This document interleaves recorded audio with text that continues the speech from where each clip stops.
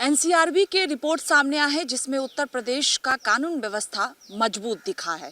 इन्हीं सब मुद्दों पर बातचीत के लिए हमारे साथ समाजवादी पार्टी के सांसद अवधेश प्रसाद मौजूद हैं। सर, एनसीआरबी के आंकड़े सामने आए हैं जिसमें कानून व्यवस्था के मामले में उत्तर प्रदेश मजबूत दिख रहा है। किस तरह से आप एनसीआरबी के रिपोर्ट को देख रहे हैं? रिपोर्ट जो है जमीनी हकीकत से लाखों को दूर है।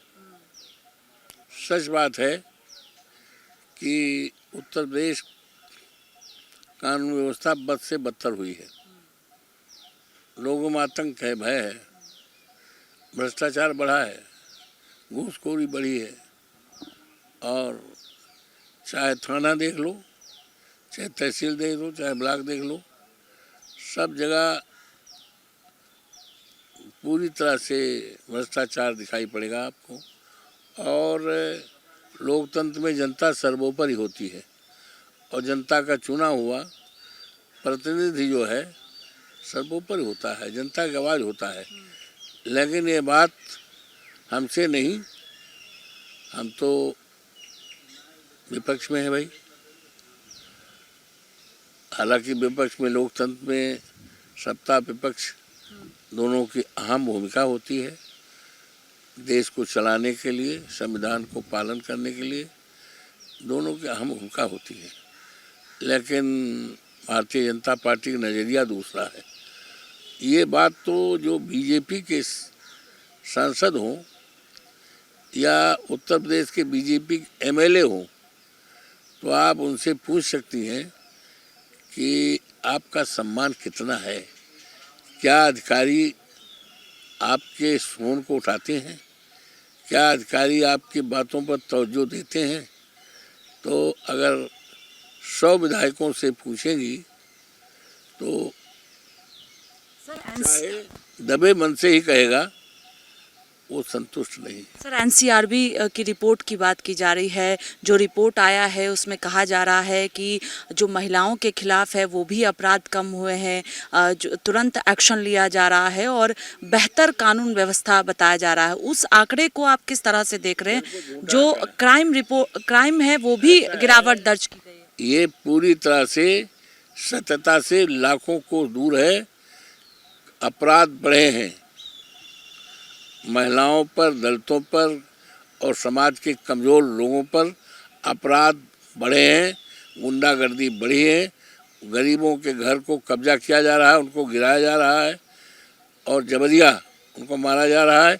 कहीं पर कोई सुनवाई नहीं हो रही। सर, एक सवाल ये भी है कि यूपी में मुख्य सचिव ने आदेश जारी किया है जिसमें कहा गया है कि सांसदों का, विधायकों का सम्मान किया जाए, जो समस्याएं हैं उसका समाधान किया जाए, ये कहा जा रहा है। किस तरह से इस आदेश को आप देख रहे हैं? ऐसा है, ये आदेश कोई नया आदेश नहीं। किसी भी सरकार का गठन जब होता है, कोई भी सरकार होती है, तो हर सरकारों में इस तरह का आदेश और निर्देश, कड़े आदेश और कड़े निर्देश चीफ सेक्रेटरी की तरह हमेशा हुआ। तो ये जो आपका कहना है कि मुख्य सचिव का इस तरह से बयान है, तो उनके ये बयान इसलिए हुआ है। ये बयान, ये आदेश नया नहीं है। ये तो जब से सरकारें बनी हैं, जब से चुनाव हो रहा है, हमेशा हर सरकारों में इस तरह से आदेश स्टैंड कर रहा है। लेकिन सरकार के पास इस बात की जानकारी हो रही है कि विधायकों की सुनवाई नहीं हो रही। भारतीय जनता पार्टी के विधायक खुद रोते हैं सरकार के अधिकारियों कामकाज से, इसलिए उसको ध्यान में रख करके ये किया गया है। ये आदेश कोई नया नहीं। आखिरी सवाल है सर कि कल अखिलेश यादव, ममता बनर्जी के बीच कोलकाता में मुलाकात हुई। उसके बाद से लगातार भारतीय जनता पार्टी कटाक्ष कर रही है। केशव प्रसाद मौर्य, डिप्टी सीएम, जो कह रहे हैं 2024 में भ्रम अखिलेश यादव और राहुल गांधी ने फैलाया, लेकिन 2027 में कामयाब नहीं होंगे। ऐसा है, शुभ बोले चले नहीं बोले, जिसमें 72 क्षेत्र।